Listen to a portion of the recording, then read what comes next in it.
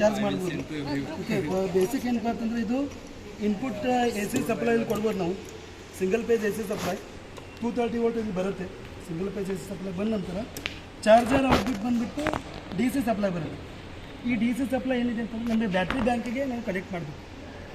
4 battery ಇರುತ್ತೆ sir ರಿಕ್ಷಾದಲ್ಲಿ, 48 ವೋಲ್ಟ್ಸ್ದು. ಅಂದರೆ 12 ವೋಲ್ಟ್ದು 4 ಬ್ಯಾಟ್ರಿನ ನಾವು ಸೀರೀಸಲ್ಲಿ ಕನೆಕ್ಷನ್ ಮಾಡಿರ್ತೀವಿ. ಆವಾಗ 48 ವೋಲ್ಟೇಜ್ ಬ್ಯಾಟ್ರಿ ಬ್ಯಾಂಕ್ ರೆಡಿ ಆಗುತ್ತೆ. ಓಕೆ, ಇದಕ್ಕೆ ಅದನ್ನು ಚಾರ್ಜರ್ ಪೋರ್ಟ್ ಇದು, ಇದನ್ನ ಕನೆಕ್ಷನ್ ಮಾಡಿದರೆ ಬ್ಯಾಟ್ರಿ ಚಾರ್ಜ್ ಆಗುತ್ತೆ. ಈಗ ಮಾಡುವಾಗ you should see that red ಮತ್ತು ಬ್ಲ್ಯಾಕ್ ಇದೆಯಲ್ಲ ಅದನ್ನು ಐಡೆಂಟಿಫೈ ಮಾಡ್ಕೋಬೋದು. ಪ್ಲಸ್ ಮೈನಸ್ ಇದ್ರ ಮೇಲೆ ಹಾಕಿದರೆ ಐಡೆಂಟಿಫೈ ಈಸಿ ಆಗುತ್ತೆ. Plus has to be connect to the plus terminal of the battery bank. ಇದರಲ್ಲಿ ಸರ್ ಇನ್ನೊಂದೇನು ಅಂದರೆ ಇಲ್ಲಿಗೆ ಹಾಕ್ಬಿಟ್ಟು 12 ವೋಲ್ಟ್ 48 ವೋಲ್ಟ್ ಬರ್ತಿದೆ ಅಂದರೆ ಬರಲ್ಲ ಇದರಲ್ಲಿ. ಆ ಥರ ಇಲ್ಲಿ ಸಿಸ್ಟಮ್ ರೆಡಿ ಮಾಡಿದ್ದಾರೆ. ಸೊ ಲೋಡ್ ಕನೆಕ್ಟ್ ಮಾಡಿದ್ರೆ ಮಾತ್ರ ಈ ಟರ್ಮಿನಲಲ್ಲಿ ಇಲ್ಲಿಂದ ಚೆಕ್ ಮಾಡ್ಬೋದು ನೀವು. ಕನೆಕ್ಟ್ ಮಾಡಿದ್ರೆ ಮಾತ್ರ 48 ಇದ್ರೆ 48, 58 ಇದ್ರೆ 58, 72 ಇದ್ರೆ ಏನಿದೆ ಅದು ತೋರಿಸ್ತದೆ. ನೀವು ಎಷ್ಟು ಬ್ಯಾಟ್ರಿ ಕನೆಕ್ಟ್ ಮಾಡಿದ್ರೆ ಸೀರೀಸ್ ಸಿಂಗಲ್ ಪೇಸ್ ಇದು ಯಾವಾಗಲೂ ಲೋಡ್ ಕನೆಕ್ಟ್ ಆಗಿರುತ್ತೆ. ಸಿಂಗಲ್ ಪೇಜ್ ಸಪ್ಲೈ ಇದು ಕೊಡ್ತೀವಿ. ಇದು ಸ್ಟೆಪ್ ಡೌನ್ ಮಾಡಿಬಿಟ್ಟು ವೋಲ್ಟೇಜ್ನ ಕನ್ವರ್ಟ್ ಮಾಡುತ್ತೀವಿ. ಎ ಸಿಯಿಂದ ಡಿ ಸಿಗೆ ಕನ್ವರ್ಟ್ ಮಾಡುತ್ತೆ ಅಷ್ಟೇ. ರೆಕ್ಟಿಫೈರ್ ಸರ್ಕ್ಯೂಟ್ ಇರುತ್ತೆ. ಈಗ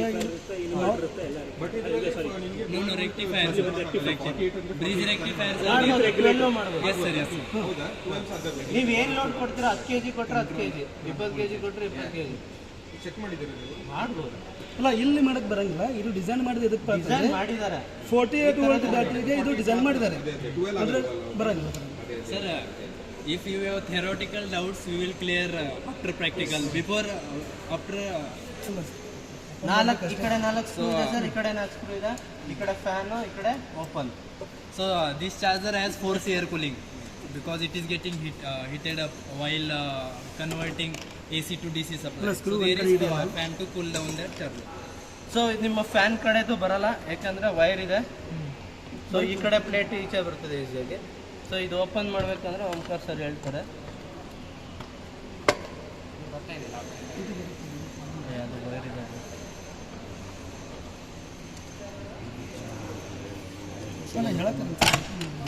ಜಸ್ಟ್ ಇದು ಓಪನ್ ಮಾಡಿದ್ರೆ ನಿಮಗೆ ಫುಲ್ ಸರ್ಕ್ಯೂಟ್ ಕಾಣ್ತದೆ. ಸೊ ಸರ್ ಎಕ್ಸ್ಪ್ಲೇನ್ ಮಾಡ್ತಾರೆ ಎ ಸಿಯಿಂದ ಡಿ ಸಿಗೆ ಹೆಂಗಾಯಿತು, ರೆಕ್ಟಿಫಿಕೇಶನ್ ಹೆಂಗಾಯಿತು, ಸೊ ಸಪ್ಲೈ ಹೆಂಗೆ ಮಾಡ್ತಿದೆ ಅಂತ ಹೇಳ್ತಾರೆ ಸರ್. ಫಸ್ಟ್ ಎಕ್ಸ್ಪೆರಿಮೆಂಟ್ ಏನು ಮಾಡ್ತಿದೆ ಸರ್, ಏನಾದರೂ ಫಾಲ್ಟ್ ಇದೆ ಅಂತ ಚೆಕ್ ಮಾಡ್ಬೇಕು ಸರ್. ಅದರಲ್ಲಿ ಫಸ್ಟಿಗೆ ಏನು ಮಾಡಬೇಕು ಅಂದರೆ ವಿಜುವಲ್ ಇನ್ಸ್ಪೆಕ್ಷನ್. ವಿಜುವಲ್ ಇನ್ಸ್ಪೆಕ್ಷನ್ ಅಂದರೆ ನಾವೇನು ಮಾಡಬೇಕಂದ್ರೆ ಡಸ್ಟ್ ಪಾರ್ಟಿಕಲ್ ಇದ್ದರೆ ಕ್ಲೀನಾಗಿ ಮಾಡಬೇಕು. ಯಾವುದೋ ಎಲೆಕ್ಟ್ರಾನಿಕ್ ಕಂಪೋನೆಂಟ್ ಇದ್ದರೂ ಕೂಡ ಇದೇ ಪ್ರೊಸೀಜರ್ ಬ್ಲೋವರ್ ಯೂಸ್ ಮಾಡ್ಕೊಂಡ್ಬಿಟ್ಟು ಕ್ಲೀನ್ ಆದ ನಂತರ ಕೋಲ್ಡ್ ಚೆಕ್ ನಾವು ವಿಜುವಲ್ ಇನ್ಸ್ಪೆಕ್ಷನ್ ಏನಾದರೂ ಬರ್ನ್ ಆಗಿದೆಯಾ ಅಥವಾ ಎಲ್ಲಾದರೂ ಲೂಸ್ ಕನೆಕ್ಷನ್ ಆಗಿದೆಯಾ ಚೆಕ್ ಮಾಡಬೇಕು. ಲೂಸ್ ಕನೆಕ್ಷನ್ ಇದ್ದರೆ ನಾವು ಸೋಲ್ಡ್ರಿಂಗ್ ಗನ್ ಯೂಸ್ ಮಾಡ್ಕೊಂಡ್ಬಿಟ್ಟು ರೀಸೋಲ್ಡ್ರ್ ಮಾಡ್ಕೋಬೋದು. ಅಥವಾ ಏನಾದರೂ ಬರ್ನ್ಟ್ ಮಾರ್ಕ್ ಇದ್ದರೆ ಅದು ಬರ್ನ್ ಆಗಿದೆ, ಬರ್ನ್ ಎಲೆಕ್ಟ್ರಾನಿಕ್ ಪಾರ್ಟ್ ಬರ್ನ್ ಆತಂದರೆ ನಾವು ರಿಪ್ಲೇಸ್ ಮಾಡಬೇಕು. ಆ ಬರ್ಂಟ್ ಆಗಿರ್ತಕ್ಕಂಥ ಒಂದು ರೆಜಿಸ್ಟರ್ ಬರ್ನ್ ಆಗುತ್ತೆ ಅಥವಾ ಕೆಪಾಸಿಟಿ ಏನಾದರೂ ಕಂಪೋನೆಂಟ್ ಇರ್ತಾವಲ್ಲ ಅದು ಬರ್ನ್ ಆಗುತ್ತೆ. ಅದು ಅಬ್ಸರ್ವೇಷನ್ ಮಾಡಿಬಿಟ್ಟು ಅದನ್ನು ರಿಪ್ಲೇಸ್ ಮಾಡಬೇಕು ಅಷ್ಟೇ.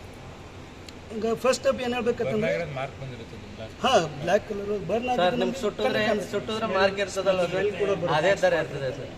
ಜೊತೆಗೆ ನೀವು ಸರ್ಕ್ಯೂಟ್ ತೆಗೆದು ನೋಡ್ಬೋದು, ಇಲ್ಲಿ ಸ್ಕ್ರೂಗಳಿದೆ ಸರ್, ಅದನ್ನ ನೀವು ಹೆಂಗೆ ಹ್ಯಾಂಡಲ್ ಮಾಡ್ತೀರೋ ಅದ್ರ ಮೇಲೆ ಡಿಪೆಂಡ್. ಆಮೇಲೆ ಇನ್ನೊಂದು ನೋಡಿ ಸರ್, ಈಗ ಮೇಯ್ನಾಗಿ ಇದರಲ್ಲಿ ಏನಾಗುತ್ತೆ ಅಂದರೆ ಸೇಫ್ಟಿಗೆ ಇದರಲ್ಲಿ ಫ್ಯೂಸ್ ಇದೆ. ಒಂದು ಫ್ಯೂಸ್ ಬ್ಲೋ ಆಫ್ ಆಗಿದೆ. ಅಕಸ್ಮಾತ್ ಹೆವಿ ಕರೆಂಟ್ ಏನಾದರೂ ನಾವು ಲೋಡಲ್ಲಿ ತೊಗೊಳೋದು ಏನಾದ್ರು ಶಾರ್ಟ್ ಸರ್ಕ್ಯೂಟ್ ಆಗಿದೆ, ಸೊ ಫ್ಯೂಸ್ ಬ್ಲೋ ಆಗುತ್ತೆ.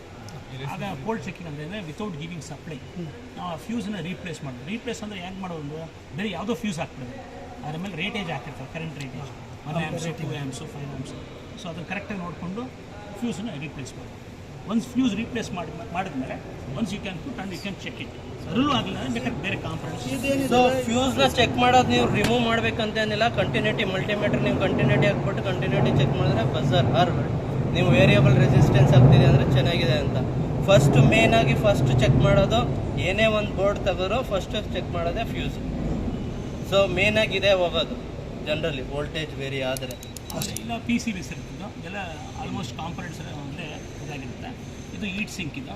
ಸೊ ಈಟ್ ಡಿಸಿಪೇಟ್ ಮಾಡೋದಕ್ಕೆ ಫ್ಯಾನ್ ಇರೋದಿಲ್ಲ, ಯಾಕಂದರೆ ಇವೆಲ್ಲ ಪವರ್ ಟ್ರಾನ್ಸಿಸ್ಟರ್ಸ್ ಇರುತ್ತೆ. ಆಲ್ಮೋಸ್ಟ್ ಯಾಕಂದರೆ ಹೈ ವೋಲ್ಟೇಜನ್ನು ರೆಕ್ಟಿಫೈ ಮಾಡುವಾಗ ಹೀಟ್ ಸಿಂಕ್ಸ್ನ ಯೂಸ್ ಮಾಡಿರ್ತಾರೆ. ಮತ್ತು ಈ ಟ್ರಾನ್ಸ್ಫಾರ್ಮರು ಜೊತೆಗೆ ಇವೆಲ್ಲ ಕಾಂಪೊನೆಂಟ್ಸ್ ಇವೆಲ್ಲ ಯಾವುದೂ ಹೆಚ್ಚಿಗೆ ಏನೂ ಆಗಿರಲ್ಲ.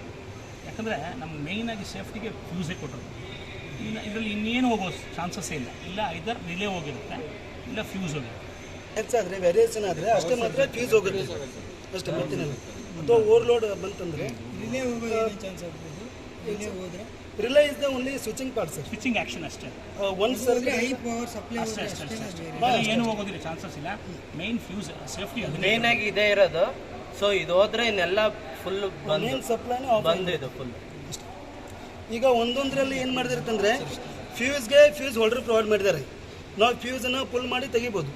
ಒಂದೊಂದರಲ್ಲಿ ಏನು ಮಾಡಿದ್ದಾರೆ ಅಂದರೆ ಫ್ಯೂಸನ್ನು ಡೈರೆಕ್ಟಾಗಿ ಬೋಲ್ಡ್ಗೆ ಸೋಲ್ಡ್ರ್ ಮಾಡಿದ್ದಾರೆ ಅಷ್ಟೇ. ಈಗ ನಾವು ಇಲ್ಲಿ ವಿಜುವಲ್ ಚೆಕಪ್ ಮಾಡುವಾಗ ಫ್ಯೂಸ್ ಕೂಡ ಬರ್ನ್ ಆಗಿದ್ರೆ ನಮಗೆ ಕ್ಲಿಯರ್ ಆಗಿ ಕಾಣಿಸುತ್ತೆ. ಆದರೂ ಕೂಡ ನಿಮಗೆ ಡೌಟ್ ಇದ್ದರೆ ನೀವು ಕಂಟಿನ್ಯೂಟಿ ಟೆಸ್ಟ್ ಮಾಡ್ಕೊಂಡ್ಬಿಟ್ಟು ಫ್ಯೂಸ್ ಕರೆಕ್ಟ್ ಇದೆಯೋ ಅಲ್ಲ ಚೆಕ್ ಮಾಡ್ಕೋಬೋದು ನೀವು ಅಷ್ಟೇ. ಅದು ಕಂಟಿನ್ಯೂಟಿ ಟೆಸ್ಟ್ ಯಾವಾಗಲೂ ಪವರ್ ಆಫ್ ಇಟ್ಕೊಂಡ್ಬಿಟ್ಟೇ ಚೆಕ್ ಮಾಡಬೇಕು. ಯಾವುದೇ ಕಂಟಿನ್ಯೂಟಿ ಟೆಸ್ಟ್ ಕೋಲ್ಡ್ ಚೆಕ್ ಯಾವಾಗಲೂ ಕೋಲ್ಡ್ ಚೆಕ್.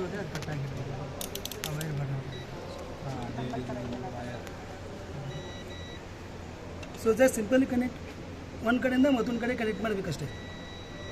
ಫ್ಯೂಸ್ ಕರೆಕ್ಟ್ ಇದ್ದರೆ ಬಿಪ್ ಸೌಂಡ್ ಬರುತ್ತೆ, ಫ್ಯೂಸ್ ಬ್ಲೋ ಆಗಿದ್ದರೆ ಬಿಪ್ ಸೌಂಡ್ ಬರಲ್ಲ ಅಷ್ಟೇ. ಅವಾಗ ಏನು ಮಾಡಬೇಕಪ್ಪ ಅಂದರೆ ಫ್ಯೂಸನ್ನು ನಾವು ರಿಪ್ಲೇಸ್ ಮಾಡಬೇಕು ಅದೇ ರೇಟಿಂಗಿಂದ ಹಾಂ ಅಷ್ಟೇ. ಹೈಯರ್ ಇಲ್ಲ ಲೋಯರ್ ಇಲ್ಲ. ಈ ಟರ್ಮಿನಲಲ್ಲಿ ಬರೆದಿರ್ತಾರೆ ಸರ್, ಇಲ್ಲಿ ನಿಮಗೆ ಕಾಣಿಸುತ್ತೆ ಅಲ್ಲಿ 4 ಆಂಪಿಯರು 2 ಆಂಪಿಯರು ಈ ರೀತಿ ಬರೋದಿರುತ್ತೆ. ಮೆಟಲ್ ಕೇಸ್ ಮೇಲೆ ಬರ್ದಿರ್ತಾರೆ. ಹಾಂ, ಅದನ್ನ ಸ್ವಲ್ಪ ಜೂಮ್ ಮಾಡಿಬಿಟ್ಟು ನೋಡಿದ್ರೆ ಕ್ಲಿಯರಾಗಿ ಗೊತ್ತಾಗುತ್ತೆ. ಇದರಲ್ಲಿ ಏನಾದರೂ ವಾರಂಟಿ ಈಗ ಸ್ಟಾರ್ಟಿಂಗ್ ಏನಪ್ಪ ಅಂತಂದರೆ ಮೇನು ಇದು ಮೇನ್ ಸಪ್ಲೈ 230 ವೋಲ್ಟೇಜ್. ಇದರಲ್ಲಿ ಒಂದು ಫೇಸು, ಒಂದು ನ್ಯೂಟ್ರಲ್ಲು, ಒಂದು ಅರ್ಥಿಂಗ್ ಇದೆ. ಫೇಸ್ ನ್ಯೂಟ್ರಲ್ 2 ವೈರ್ದಿಂದ 230 ವೋಲ್ಟೇಜ್ ಬರುತ್ತೆ. ಈಗ ಅದೇ ವೈರನ್ನು ನಾವು ಐಡೆಂಟಿಫೈ ಮಾಡ್ಬೋದು. ಯಾವಾಗಲೂ ರೆಡ್ ಬ್ಲ್ಯಾಕು ಫೇಸ್ ನ್ಯೂಟ್ರಲ್ ಇರುತ್ತೆ. ಆ ಫೇಸ್ ನ್ಯೂಟ್ರಲ್ ಎಲ್ಲಿದೆಯಲ್ಲ ಅಲ್ಲಿ ನಾವು ವೋಲ್ಟೇಜ್ ಚೆಕ್ ಮಾಡ್ಕೋಬೋದು. ಯಾಕೆ ಕನೆಕ್ಷನ್ ಮಾಡಿದ ನಂತರ ಈಗ ಮೈನ್ ಸ್ಪಾಟ್ ಇನ್ಫಾರ್ಮ್ ಮಾಡ್ಕೋಬೋದು ಸರ್. ಅಷ್ಟೇ 230 ವೋಲ್ಟೇಜ್ ಬರ್ತಾ ಇದೆಯೋ ಅಥವಾ ಇಲ್ಲೋ ಒಂದ್ಸಲ ಚೆಕ್ ಮಾಡ್ಕೋಬೋದು ನಾವು. ಯಾವ್ದು ಅಂದರೆ ಮಲ್ಟಿಮೀಟರ್ದಿಂದ AC ವೋಲ್ಟ್ಮೀಟರ್ ಮೋಡಲ್ಲಿ ಇಟ್ಕೊಂಡ್ಬಿಟ್ಟು ಇವನ್ನೇ ಬೇಕಾದರೆ ನೋಡಿ ಎಡಿಟ್ ಕೊಡ್ತೀನಿ. ಎಡಿಟ್ ಕೊಡಿ, ಕಂಟಿನ್ಯೂ ಟೆಸ್ಟ್ ಮಾಡ್ತಾರೆ ಸರ್.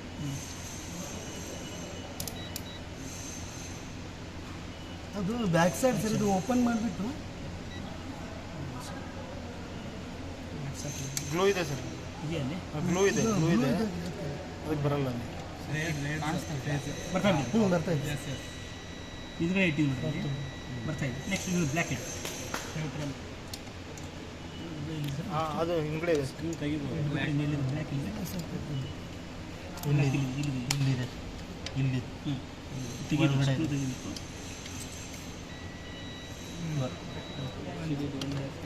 ಸೊ ಇಲ್ಲಿಂದ ಇಲ್ಲಿವರೆಗೆ ನಿಮ್ದು AC ಸಪ್ಲೈ, ಇಲ್ಲಿಂದ ಇಲ್ಲಿಗೆ DC ಫುಲ್. DC sir. ಇಲ್ಲಿಂದ ಇಲ್ಲಿಗೆ ನೀವೇನೇ ಕೆಲಸ ಮಾಡೋದು ಸ್ವಲ್ಪ ಕೇರ್ಫುಲ್ ಆಗಿ ಮಾಡಬೇಕು. AC ಸಪ್ಲೈ 230 ವಾಟ್ಸ್ ಇರ್ತದೆ. ಇಲ್ಲ, ಡೈರೆಕ್ಟ್ ಸಪ್ಲೈ ಕೊಟ್ಬಿಟ್ಟು ಯಾರೂ ಸ್ಟಾರ್ಟ್ ಮಾಡ್ಲಿಕ್ಕೆ ಹೋಗ್ಬಿಡಿ ಸರ್. ಇದಿಷ್ಟು AC ಇರುತ್ತೆ. AC ಇಷ್ಟು ಹಿಂಗೆಲ್ಲ ಇಲ್ಲಿವರೆಗೆ AC. ಇದು ಇದು ಬ್ರಿಡ್ಜ್ ರೆಕ್ಟಿಫೈಯರ್ ಅಂತಾರೆ. ಇದು ಬ್ರಿಡ್ಜ್ ರೆಕ್ಟಿಫೈಯರ್ ಪ್ಯಾಕೇಜ್ ಟೈಪ್ ಇರುತ್ತೆ. 4 ಡೈವರ್ಟ್ ಕನೆಕ್ಟ್ ಮಾಡ್ತಾರಲ್ಲ ಮಾಡ್ಯೂಲ್ ಅಂತ. ಒಂದು ಮಾಡೆಲ್ ಅಥವಾ ಪ್ಯಾಕೇಜ್. ಇಲ್ಲಿಂದ ಇಲ್ಲಿವರೆಗೆ AC ಇರುತ್ತೆ 230 ವೋಲ್ಟೇಜ್. ಇದರಿಂದ ಔಟ್ಪುಟ್ DC ಬರುತ್ತೆ. AC ಇದ್ದು DC ಎಷ್ಟು ವೋಲ್ಟೇಜ್ ಇರುತ್ತೆ ಸರ್ ಅವಾಗ? 230 ಇದ್ದು ಇಲ್ಲಿ ಸ್ವಲ್ಪ ವೋಲ್ಟೇಜ್ ಹೆಚ್ಚಾಗುತ್ತೆ ಮೇಡಮ್. ಇದು ಫಿಲ್ಟರ್ಸ್ ಇದೆ. 380 ವೋಲ್ಟೇಜ್ ಬರುತ್ತೆ DC. ಇದು ಕೆಪಾಸಿಟರ್. ಇವೆಲ್ಲ 3 ಕೆಪಾಸಿಟರ್. ಇದನ್ನ ಸಿರಾಮಿಕ್ ಅಂತಾರೆ, ಇದು ಸಿಲಿಂಡ್ರಿಕಲ್ ಎಲೆಕ್ಟ್ರೋಲೈಟ್ ಕೆಪಾಸಿಟರ್ ಇದೆ. ಸೊ ಇದು 3 ನಿಮ್ಗೆ ಏನಂದ್ರೆ ಫಿಲ್ಟ್ರೇಷನ್ ಅಂದ್ರೆ ಫ್ಲಕ್ಚುಯೇಷನ್ ಇದ್ರೆ ಅದನ್ನ ಸ್ಮೂತ್ ಮಾಡಕ್ಕೆ ಕಳ್ಸಕ್ಕೆ. ಇದು ನಿಮ್ದು ಟ್ರಾನ್ಸಿಸ್ಟರ್ ಅಂದ್ರೆ ಇದೆಲ್ಲ ರೆಕ್ಟಿಫೈಯರ್ ಮಾಡೋದು. ಇದು ಇಂಡಕ್ಟರ್. ನೆಕ್ಸ್ಟ್ ಇದು ಸರ್ಕ್ಯೂಟ್. ಇದು ನಿಮ್ದು 5 ವೋಲ್ಟ್ ಸರ್ಕ್ಯೂಟ್. ಇದು ಬರೀ LED ಮಾತ್ರ. ಇದೇನು ಕೆಲಸ ಮಾಡ್ತಾರೆ? ಪವರ್ ಫ್ಲಕ್ಚುಯೇಷನನ್ನು ರಿಮೂವ್ ಮಾಡುತ್ತೆ, ಅಂದರೆ ಕರೆಂಟನ್ನು ಸ್ಟೆಬಿಲಿಟಿ ಕೊಡುತ್ತೆ ಅಷ್ಟೇ. ಫಿಲ್ಟರ್ ಅದು ಕೂಡ. ಈಗ ಒಂದು ನಿಮಿಷ, ಈಗ AC ಇದೆಯಲ್ಲ ಅದು DCಗೆ ಕನ್ವರ್ಟ್ ಆದ ತಕ್ಷಣ ಅದರಲ್ಲಿ ಮತ್ತೆ ACದು ಸ್ವಲ್ಪ ಪಾರ್ಟಿಕಲ್ಸ್ ಇರುತ್ತೆ. ಪ್ಯೂರ್ DC ಅಲ್ಲ, ಅದು ಪ್ಯೂರ್ DC ಮಾಡಿ ನಾವು ಕೆಪಾಸಿಟಿ ಯೂಸ್ ಮಾಡ್ಕೊಂಡ್ಬಿಟ್ಟು ಪ್ಯೂರ್ DC ಮಾಡ್ತೀವಿ. LED ವರ್ಕ್ ಆಗ 5 ವೋಲ್ಟ್ ಜಾಸ್ತಿ ಆದರೆ ಹಾಂ ಪ್ಯೂರ್ ಫಿಲ್ಟರ್ ಕೆಪಾಸಿಟಿ. ಈಗ ಪಾರ್ಟ್ಸ್ ಬಂದುಬಿಟ್ಟು ಮ್ಯಾಕ್ಸಿಮಮ್ ನಿಮ್ಗೆ ಗೊತ್ತಿರುತ್ತೆ ಎಲ್ಲ.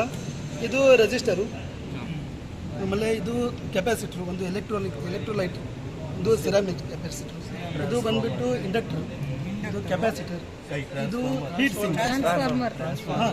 ಇದು ಹೀಟ್ ಸಿಂಕ್, ಇದು ಹೀಟ್ ಸಿಂಕ್. ಅದಾದ ಕೆಳಗಡೆ ಸೊ MOSFET ಇದೆ. IGBT ಕೇಳಿದ್ರಲ್ಲ, ಸೊ ಇದು ಒನ್ ಟೈಪ್ ಆಫ್ IGBT. ಅಲ್ಲ ಇದು ಹೀಟ್ ಸಿಂಕ್, ಇದ್ರ ಇದು ಕೆಳಗಡೆ ಒಳಗಡೆ ಹೈ ಕರೆಂಟ್ ಇದೆ. ಇಲ್ಲಿ ಸ್ಕ್ರೂ ಇದೆ ನೋಡ್ರಿ ಸರ್, ಇಲ್ಲಿ ಸ್ಕ್ರೂ ಇದೆ ಅಲ್ರಿ, ಹಾ. ಆ ಸ್ಕ್ರೂ ಒಳಗಡೆ ಸೈಡು ನಿಮ್ದು ಮಾಸ್ಪೆಟ್ ಅಥವಾ IGBT ಇರುತ್ತೆ ಇಲ್ಲಿ. ಆ ಮಾಸ್ಪೆಟ್ IGBT ಹೀಟ್ ಆಗ್ತವೆ ಜಲ್ದಿ, ಹೀಟ್ ಆದರೆ ಅದು ಡ್ಯಾಮೇಜ್ ಆಗಿಬಿಡುತ್ತೆ, ಅದಕ್ಕೋಸ್ಕರ ಹೀಟ್ ಸಿಂಗ್ ಕೊಟ್ಟಿದ್ದಾರೆ ಅಷ್ಟೇ. ಸೊ ಫ್ಯಾನ್ ಕನೆಕ್ಷನ್ 12 ವೋಲ್ಟ್ ಕೊಟ್ಟಿದ್ದಾರೆ. ಇದು 12 ವೋಲ್ಟ್ ಸರ್ಕ್ಯೂಟ್ ಬಾಕ್ಸ್, ಹಾಂ ಸ್ಕ್ರೂ ಜಸ್ಟ್ ಫ್ಯಾನ್ಗೆ ಇದು, ಅದು ಬಿಸ್ಬಾರ್ದು. ಇದು LED-ಗೆ. ಸೊ ಇವೆಲ್ಲ ನಿಮ್ಗೆ ಏನಿದೆ ಇದೆಲ್ಲ ನಿಮ್ಮ ಔಟ್ಪುಟ್ ಇಲ್ಲಿ ವೈರ್ ನೋಡಿ ಔಟ್ಪುಟ್ ಬರುತ್ತೆ. ಸೊ ಮೇನ್ ರಿಲೇ ಇದು ನಿಮ್ಮ 10, 15, 75, 90, 100 ಇಂಡಿಕೇಶನ್. ಇದಕ್ಕೆ ಮಾತ್ರ ಸ್ವಿಚ್ ಆಗ್ತದೆ. ಸೊ ಅದಕ್ಕೆ ಬೋರ್ಡ್. ಸೊ ಇದರಲ್ಲಿ ಏನೇ ಆದರೂ ಫುಲ್ ಬೋರ್ಡೇ ಚೇಂಜ್ ಮಾಡಿ ರಿಪ್ಲೇಸ್ ಮಾಡ್ತಾರೆ ಅಷ್ಟೇ. ನಮ್ಮ ಕೈಲಾಗೋದು ಬರೀ ಫ್ಯೂಸು ಒಂದು ಲೂಸ್ ಕನೆಕ್ಷನ್ಸ್ ಅಷ್ಟೇ, ಮತ್ತೆ